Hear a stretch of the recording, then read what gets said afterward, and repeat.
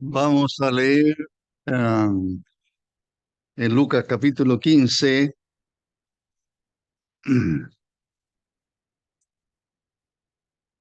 y vamos a leer solamente la parábola del hijo pródigo, así llamada. Entre paréntesis, ¿aparece el nombre pródigo aquí? No,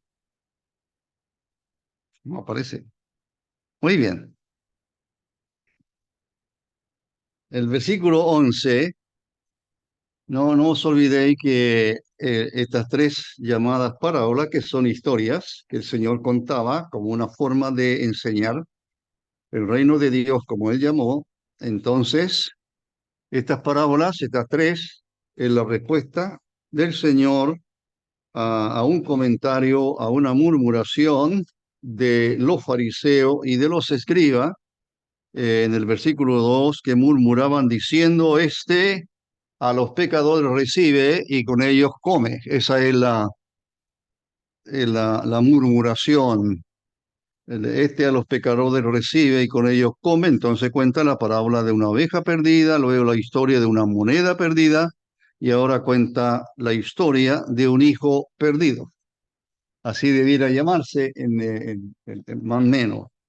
Ahora, es un gran error, dijo un escritor, es un gran error pensar que esta parábola del hijo pródigo sea la historia de un solo hijo.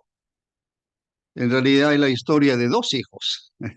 Así que por eso dije, yo di varios nombres que se le han dado a estas parábolas. La parábola de los dos hijos, la parábola de un padre misericordioso, la parábola de un padre perdonador, etcétera, etcétera.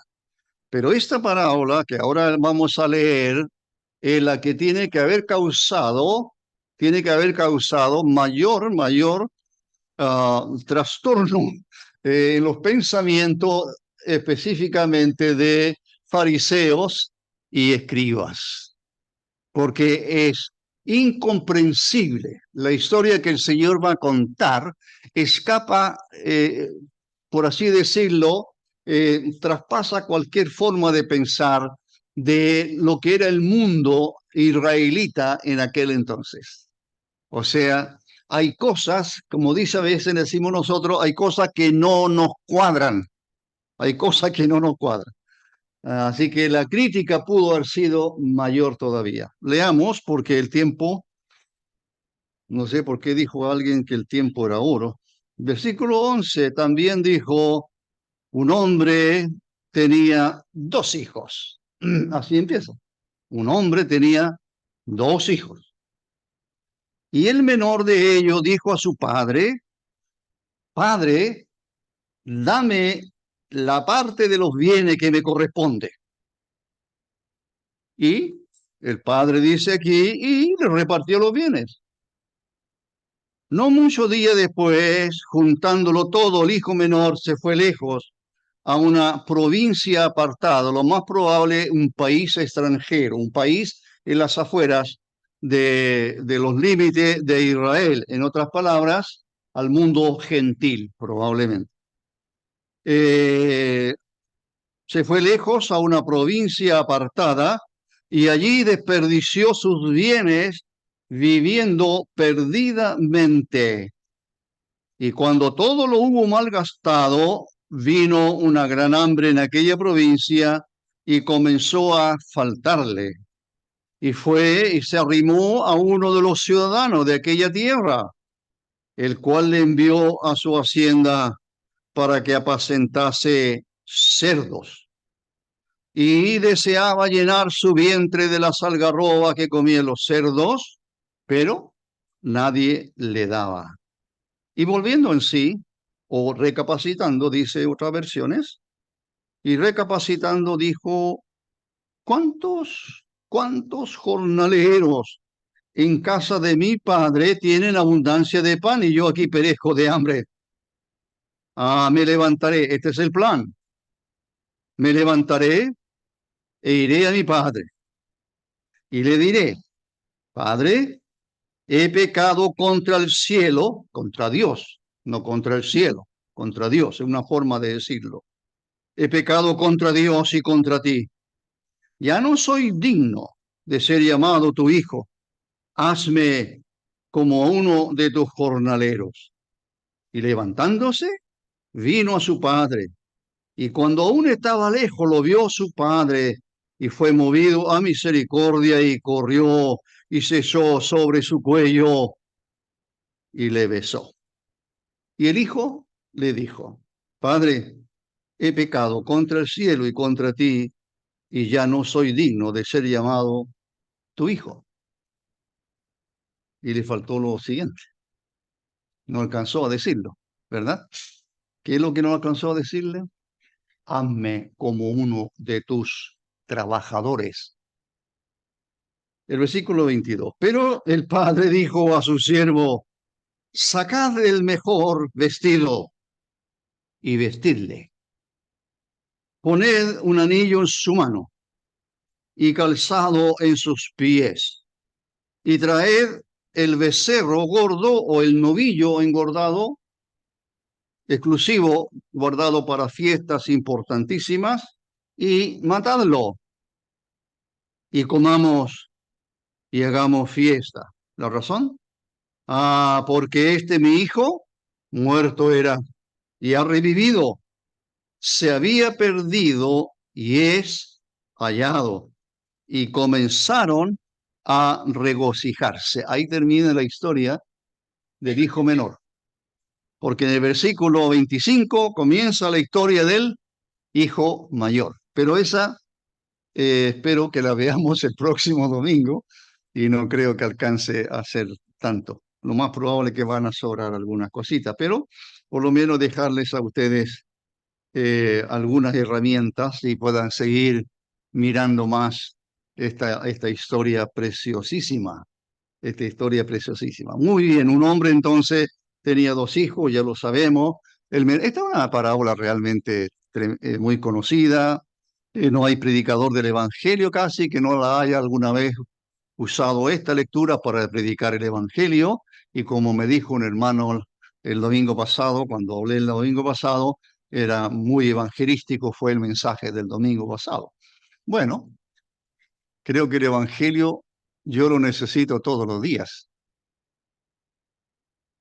Tenemos la mala costumbre de pensar que el Evangelio es para los inconversos. Por supuesto, a ellos se les proclama el Evangelio, pero cuando un creyente disfruta el Evangelio, cuando un creyente disfruta a un predicador del Evangelio que los mantiene ahí.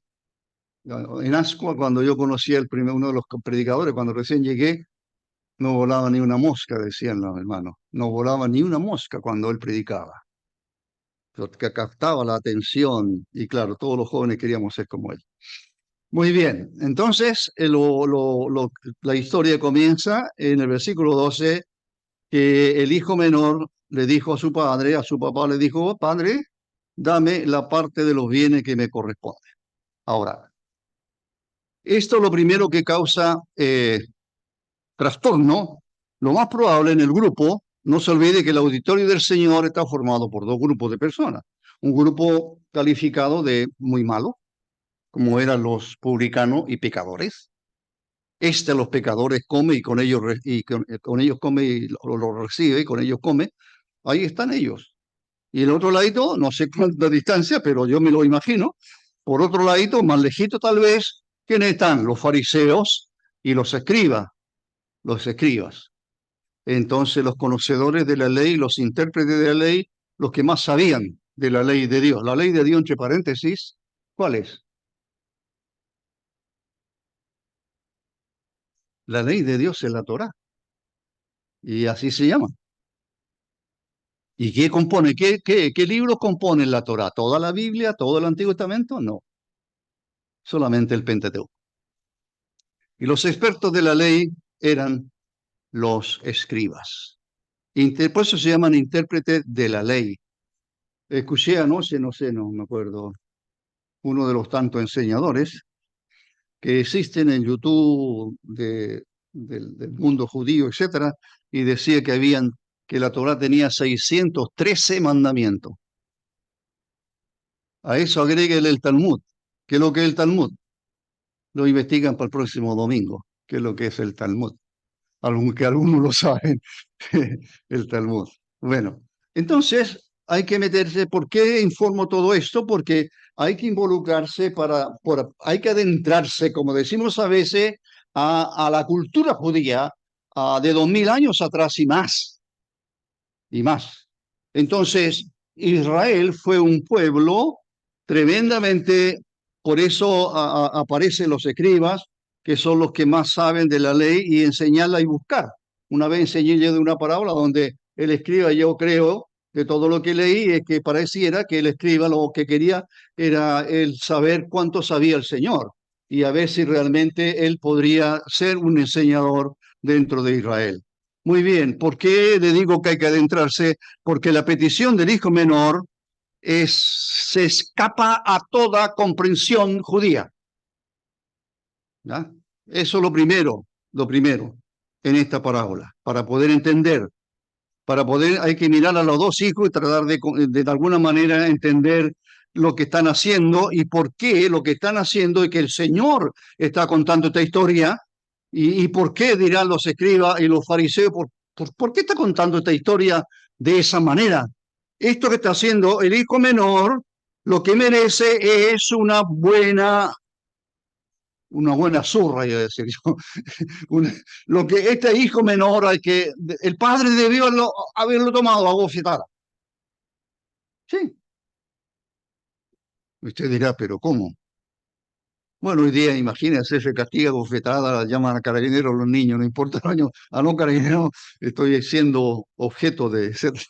Bueno, pero en esos años la ley autorizaba al padre a hacer tal cosa, porque lo que está haciendo el hijo menor, yo creo que esto también es comprensible en muchas sociedades, de que una herencia, se llega a poseer una herencia cuando el padre muere, ¿verdad? Cuando el padre muere.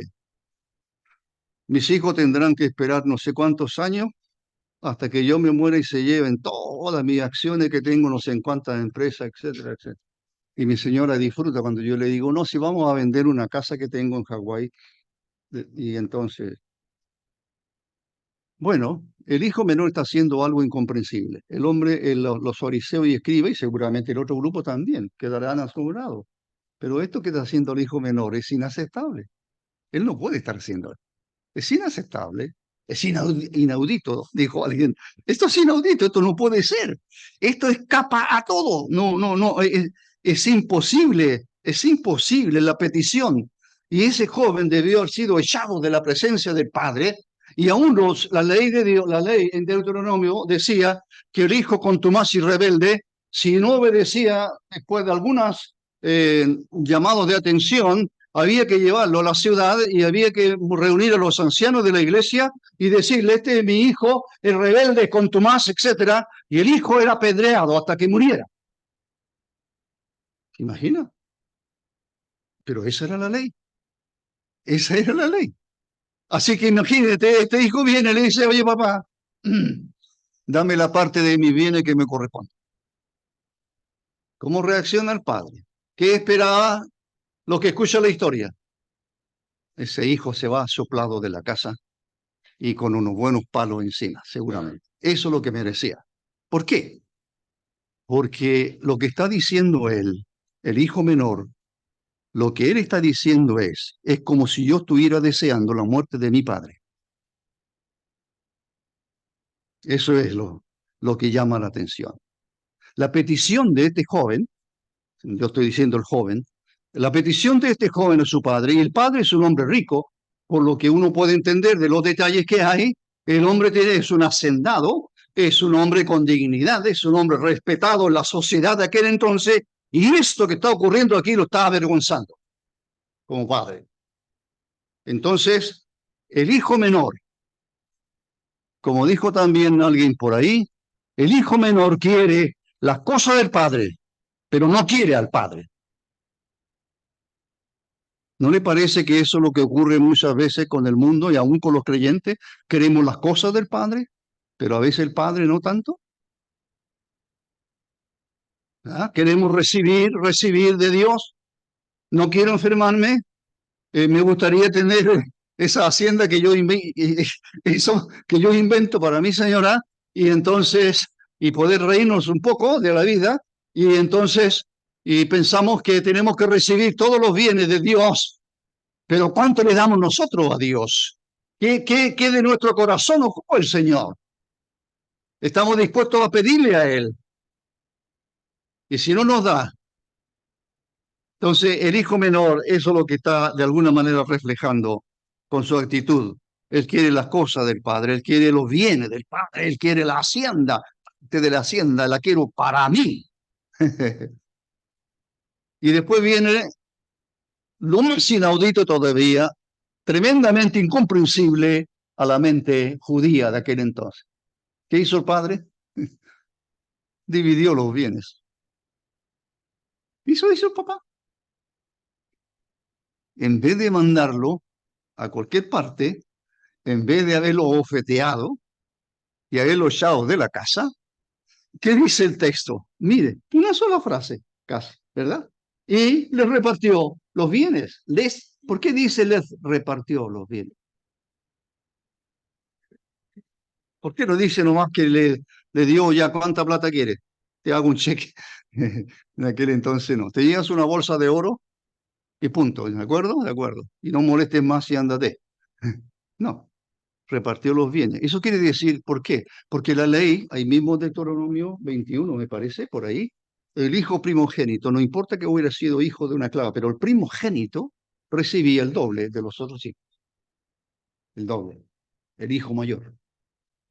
Yo soy el menor, así que me había tocado un poquito. El hijo mayor de una familia, el primogénito, recibía el doble. Y en este caso aquí aparece solo dos hijos, por lo tanto yo tomo la hacienda, que no sé cuántas hectáreas tendría, cuántos animales hay, no sabemos cuántos sembrados hay, no sé cuántos, tiene esclavos, tiene jornaleros, es un hombre, un hacendado, como diríamos nosotros. Y ese hombre toma su hacienda y la divide en tres porciones. Y una porción, un tercio, se la da al hijo menor. Los otros dos tercios son para el hijo mayor hasta que él muera, porque el hijo mayor va a obedecer, seguramente. Él no va a recibir, no, nada todavía. Él seguirá viviendo con su padre, pero son dos tercios para él.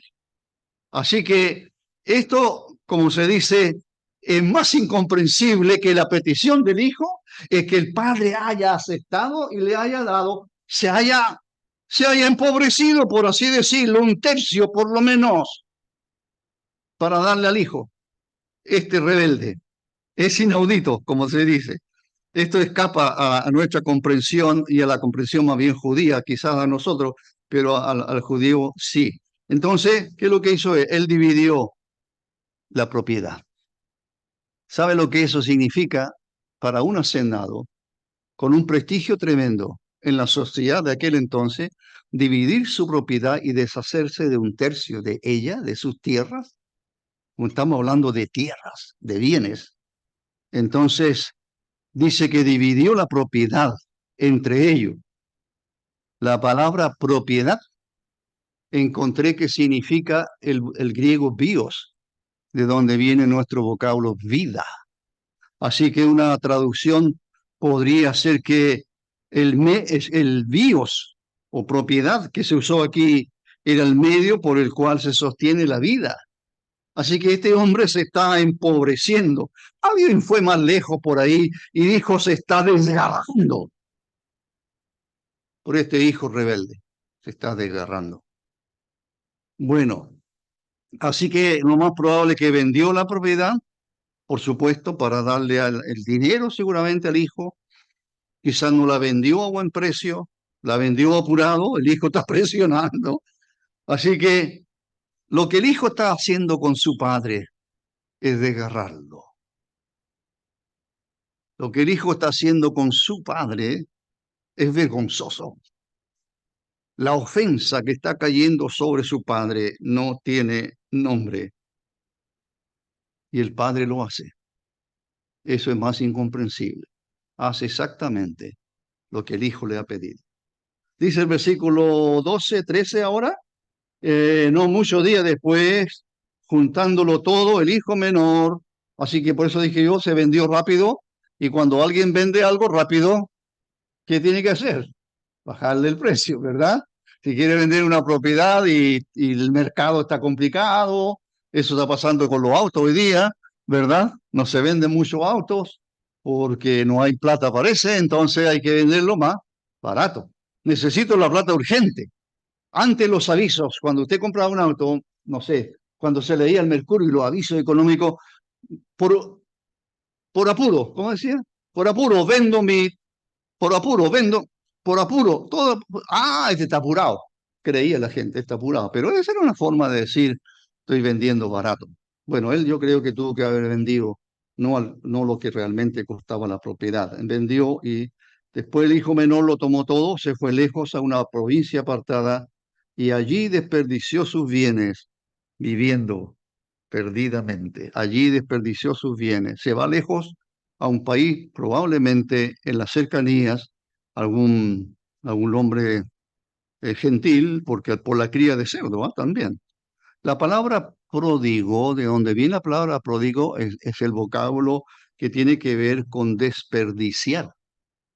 Pródigo no es sinónimo de perdido, sino que pródigo más bien es sinónimo o deriva del vocablo desperdiciar, que aquí aparece por primera vez. ¿Ve?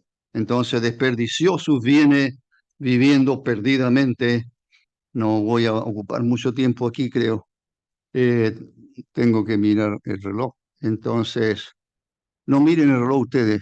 eh, Él se fue lejos y desperdicia sus bienes. Viene una gran hambre, dice el versículo.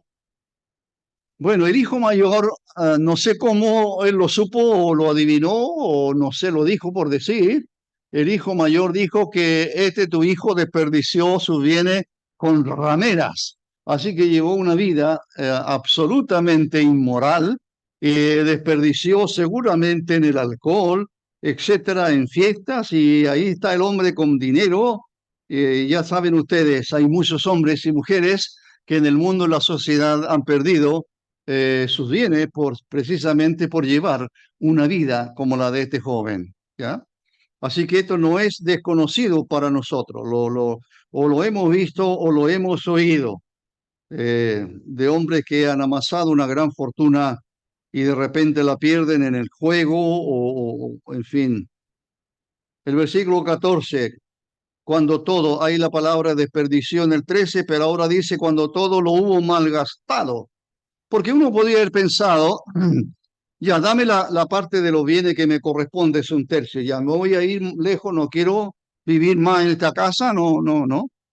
Me voy, pero voy a comprar tierras en otro lado, ¿verdad? O sea, un joven que hubiera pensado un poco, él habría dicho, bueno, tengo tanto dinero de lo que vendió mi padre, de mi herencia, en mi herencia, y entonces voy a otras tierras lejos de aquí y me voy a comprar unas tierras y voy a criar animales y no, no hizo nada de eso. No pensó nada de eso.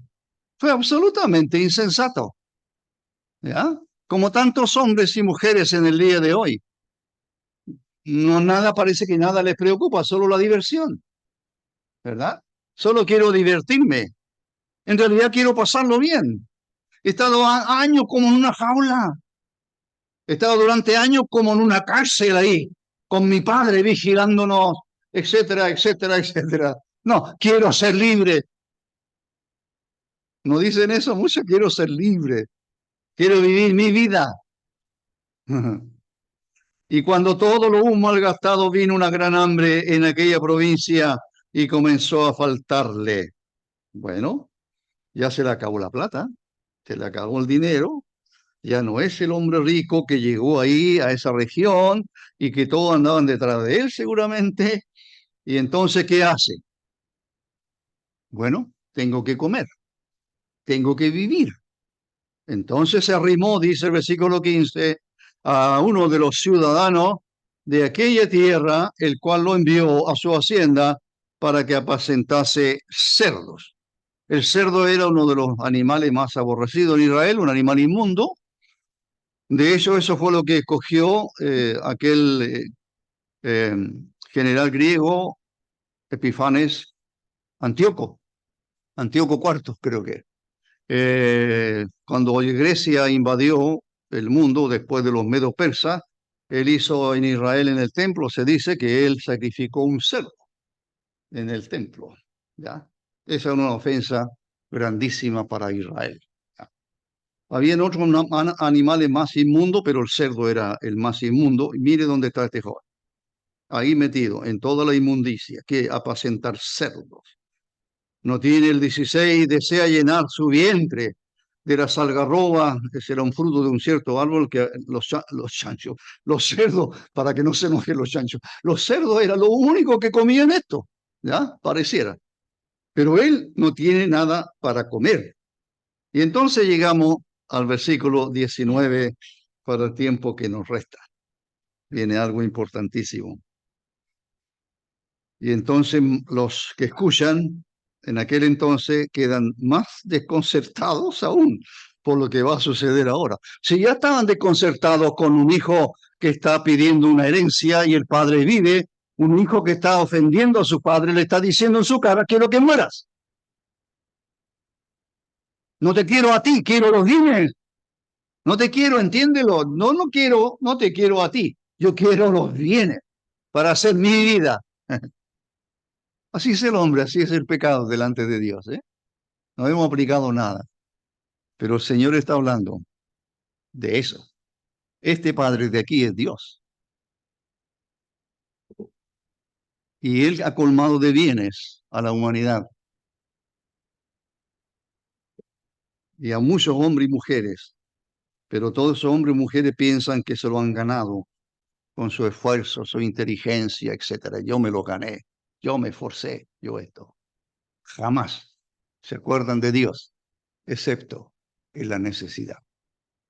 Dice el versículo 19, no, el 18. El 17, y volviendo en sí o recapacitando, yo no sé cuánto tiempo se tomó para pensar, pero ya me imagino, no tiene nada que comer, está sucio, hambriento, no tiene dónde vivir, ahí dormirá entre los cerdos. Uf, imagínese usted la vida. ¿Cómo le cambió en tan poco tiempo? ¿Por qué? Porque fue un disoluto, porque no supo apreciar lo que su padre era en su vida. El Padre primero. Dios es primero.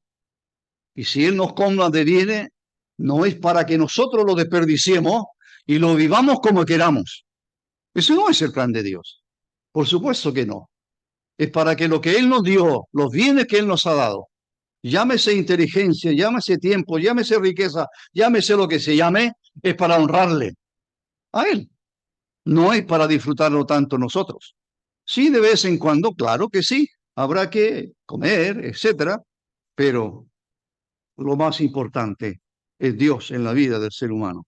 Y dice que deseaba y volviendo en sí dijo, mire, ¿cuántos jornaleros? Los jornaleros eran no los esclavos. Generalmente un hacendado tenía esclavos, siervos, que estaban las 24 horas del día y vivían ahí.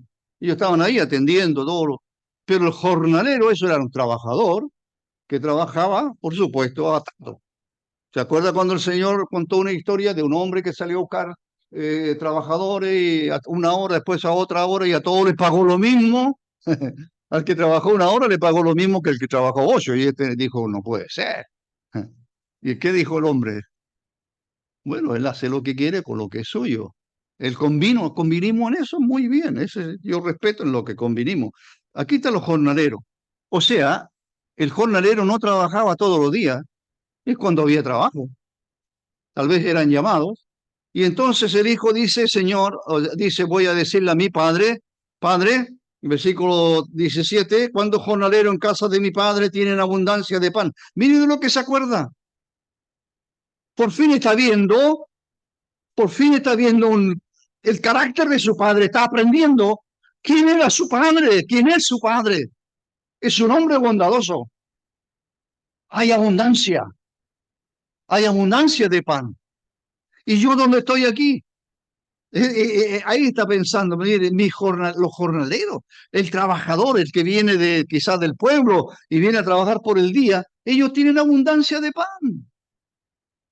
O sea, era un hombre generoso en el pago a sus trabajadores. Y yo aquí perezco de hambre. Entonces el 18 dice, me levantaré e iré a mi padre y le diré. Y entonces él hace un plan. Y él piensa, ¿cómo lo va a hacer? Ya, me voy a levantar, me voy a ir de aquí, me voy a parar, me voy, dejo los cerdos, dejo esto no es vida. E iré a mi padre.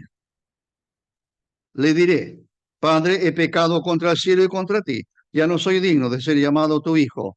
Hazme como a uno de tus jornaleros. Él reconoce que, por supuesto, por lo que hizo, vergonzoso, una ofensa tan grande hacia su padre, él no es digno de ser llamado hijo de él. No. Así que tampoco anhela y tampoco va a rogar, tampoco va a pedir que vuelva al estatus que tenía antes. En cuanto a bienes, ya es imposible. Por supuesto. Los bienes del padre ya se habían dividido en tres. Y él ya tocó su parte. La malgastó. ¿Qué es lo que queda ahora? 2 tercios. ¿Y de quién son los 2 tercios? Del hijo mayor. Son de él. El hijo menor no tiene nada que tocar ahora. Pero por eso que él dice, hazme como uno de tus jornaleros. Papá, yo voy a trabajar duro, te lo prometo. ¿Ya? Voy a trabajar duro todos los días, y ojalá junte un dinero suficiente para pagarte todo lo que me has dado. ¿Pensaría así?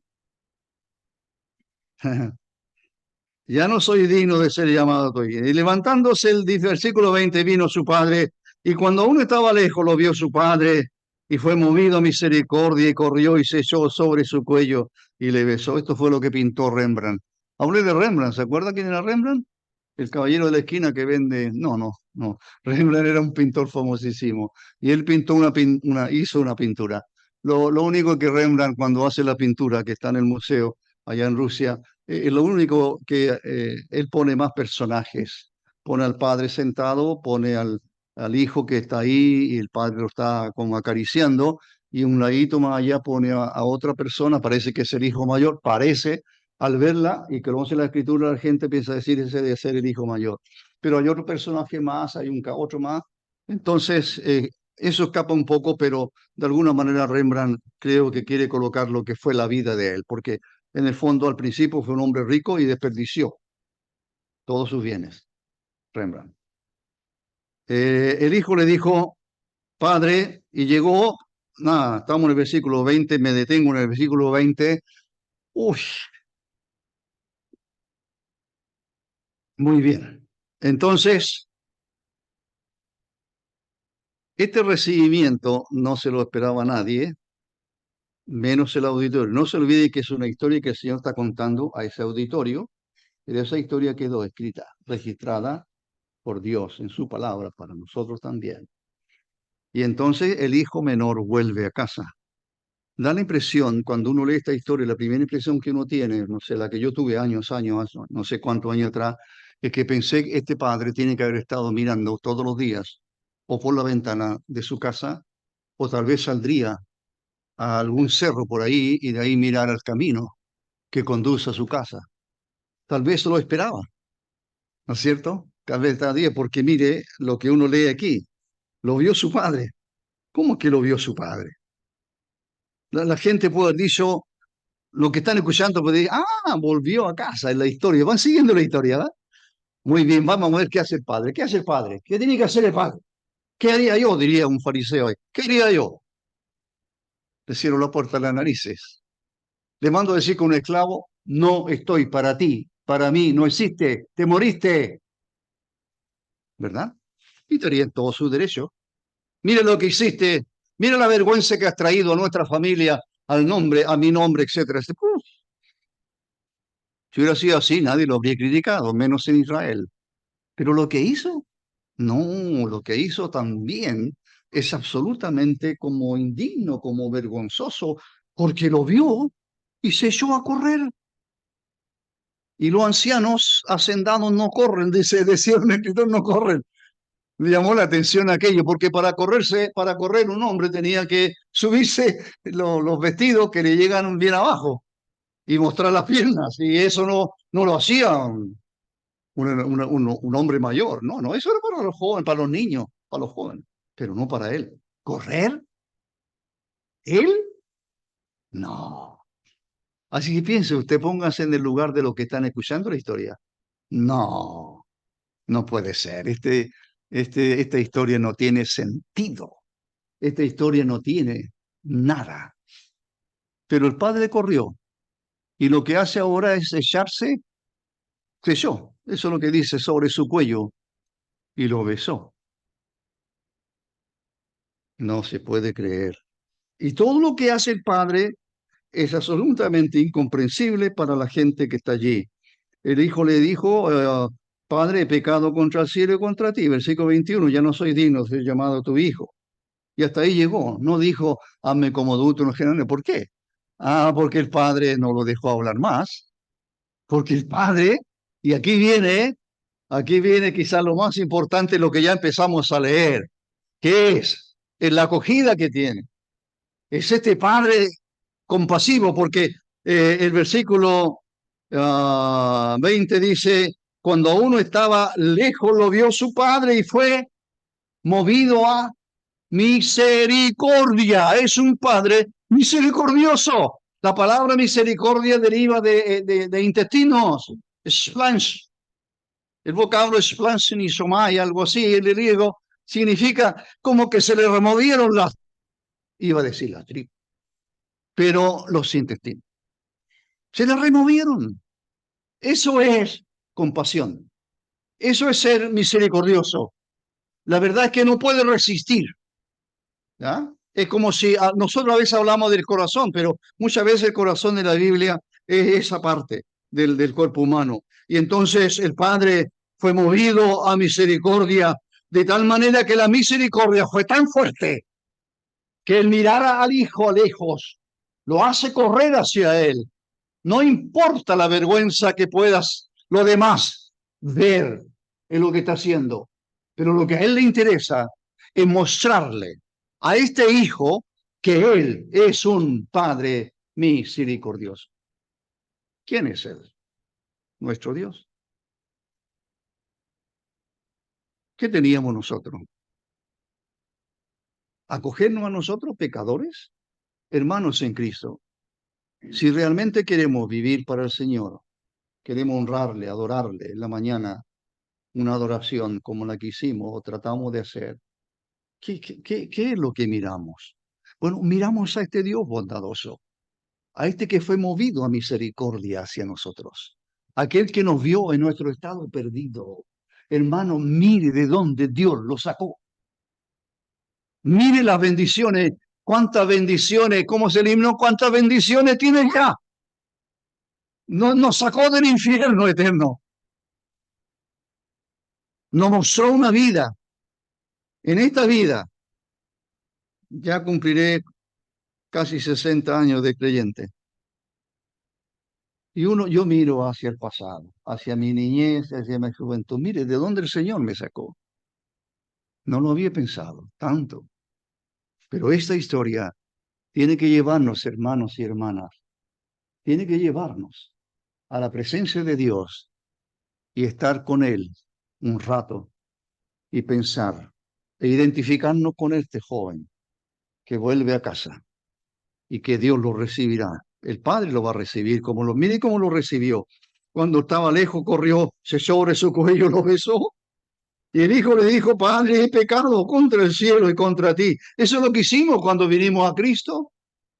He pecado, soy un pecador. Pero el Evangelio nos mostró, su palabra nos mostró que Cristo había muerto por pecadores. He venido a buscar no a justos, sino a pecadores. He venido a llamar pecadores al arrepentimiento. Y aquí hay un pecador que vuelve al Padre, como nosotros lo hicimos en algún momento. Y entonces, pero ahí el Padre no lo dejó hablar más, parece. Y el Padre dijo a su siervo, sacad el mejor vestido y vestirle. Leí por ahí que tal vez serían los vestidos de él mismo, del papá, porque los vestidos de hijo se los habrá llevado, lo habrán botado, pero él dice, el mejor, no es cualquier vestido. No hemos sido vestidos con la justicia de Cristo. Así se habla cuando se habla la palabra de Dios, vestido. Y vestirle, poner un anillo en su mano. ¿Qué es eso? Estaba predicando, si me tomo unos minutos, no importa que lleguen tarde al almuerzo, el almuerzo puede esperar. Pero mire, estaba predicando hace 20, no, año 98 en un país fuera. Y entonces me dijeron, ¿por qué no le habla a los jóvenes? Hay 70 jóvenes en esta conferencia. Puede hablarle solamente a los jóvenes. No me conocían, primera vez que estaba yo allí, en esa asamblea, en, fuera de, en un gran país. Entonces, perfecto, dije yo, ¿cómo no? Muy bien. ¿Cuánto eso hace? 30, no, no tanto. Y empecé a hablar. Prediqué y después había un lugar, un tiempo para preguntas. Así que empezaron a hacer preguntas. ¿Ya? Algunas eran en inglés, otras en español, porque la mayoría, muchos eran hispanos. Y entonces un joven hispano me dice, hermano, me dice, ¿sí? ¿Qué tiene ahí en la mano? ¿Qué tengo en la mano? ¿Sí es? Ah, mi anillo, le dije. Sí, mi anillo. ¿Por qué no? Le dije. ¿Por qué? ¿Qué es lo que te llama la atención? Es que es una joya. Y la Biblia dice que no hay que usar joyas. ¿Necesita usted eso? Que es para las mujeres.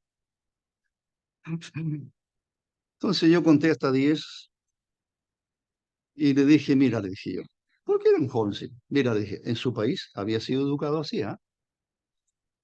Cosa seria en algunos países. Y eso no está en la escritura. Mira, le dije yo, este anillo es un anillo simbólico e indica que yo soy un hombre casado. En mis tiempos, cuando nos casamos, si uno tomaba, no sé, unos micro, qué sé yo, y si una niña te miraba, ¿sabes? Antes de mirarte a ti, ¿qué es lo que miraba? La mano. Ahí los maridos están usando su anillo. Uno, dos, y tres, cuatro, cinco. No hay más. ¿Y el resto?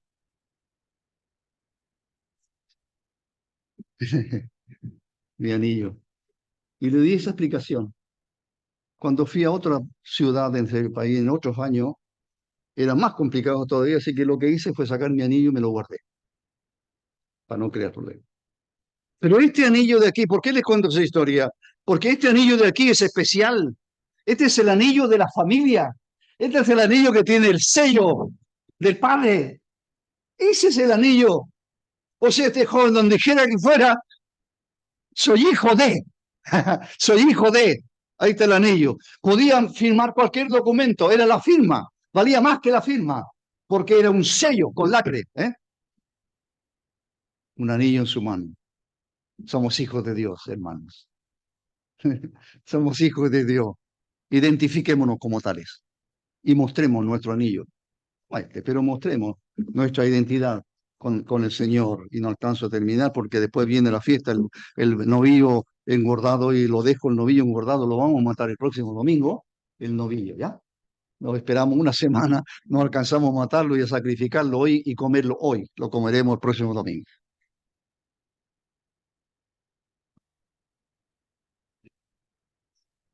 ¿Por qué los reuniones son tan cortas, neta? Es-